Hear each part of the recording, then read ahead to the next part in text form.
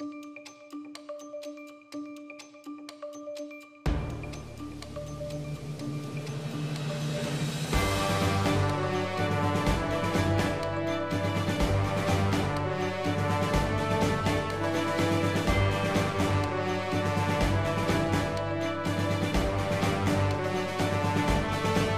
tragédie a secoué la ville de Douala cette semaine.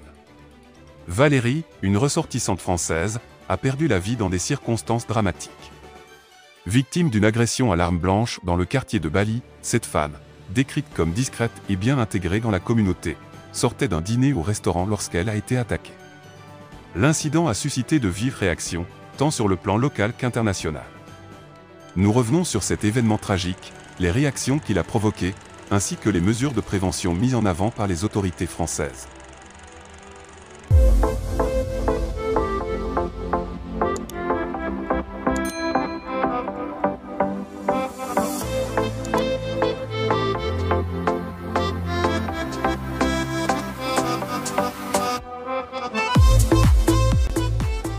Douala, poumon économique du Cameroun, est connu pour son dynamisme, mais aussi pour ses défis en matière de sécurité. Dans ce contexte, le drame de Valérie met en lumière des questions sensibles, l'insécurité dans les grandes métropoles, la protection des expatriés, et le vivre ensemble dans une ville cosmopolite. Le consul général de France à Douala, Jean-Charles Ledos, a rapidement pris la parole après cet incident. Dans un communiqué sobre mais ferme, il a confirmé la nouvelle et prodigué des conseils de sécurité à ses compatriotes. Il insiste sur des mesures simples mais cruciales, éviter de circuler à pied la nuit, réduire les objets de valeur visibles, et ne jamais résister en cas d'agression. Ces recommandations, bien que pratiques, soulèvent des interrogations sur l'efficacité des efforts de sécurité dans une ville aussi stratégique. L'affaire de Valérie met également en lumière une réalité souvent ignorée, le danger des taxis de nuit.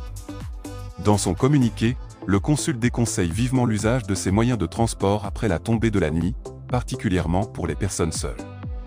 Ce détail, anodin pour certains, reflète une réalité complexe, où les infrastructures de transport sont souvent perçues comme des zones à risque.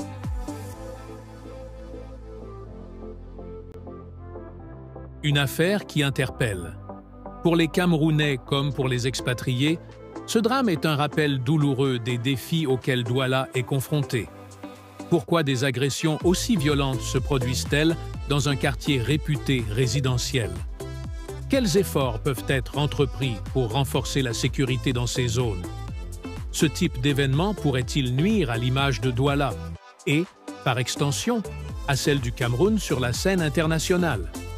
Autant de questions qui alimentent les discussions depuis cet incident. Le silence des autorités locales face à cet événement soulève également des interrogations. Certains citoyens estiment que ce type de drame nécessite une réaction plus visible et concrète des forces de l'ordre camerounaises, au-delà des initiatives ponctuelles.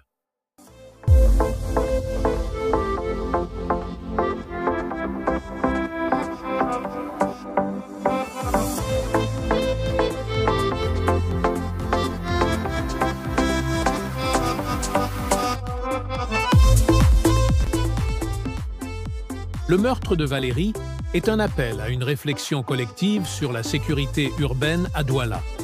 Si les recommandations du consul sont utiles pour les expatriés, elles ne sauraient se substituer à une réponse plus globale, impliquant les autorités locales, les citoyens et les partenaires internationaux. En tant que citoyens et acteurs du développement, nous avons tous un rôle à jouer pour faire de nos villes des espaces sûrs et inclusifs. Et vous, chers auditeurs, qu'en pensez-vous? Partagez vos idées dans les commentaires. Abonnez-vous à CTV pour rester informés. Et ensemble, discutons des solutions possibles à ces défis majeurs. Soyez vigilants, restez informés et surtout, prenez soin de vous.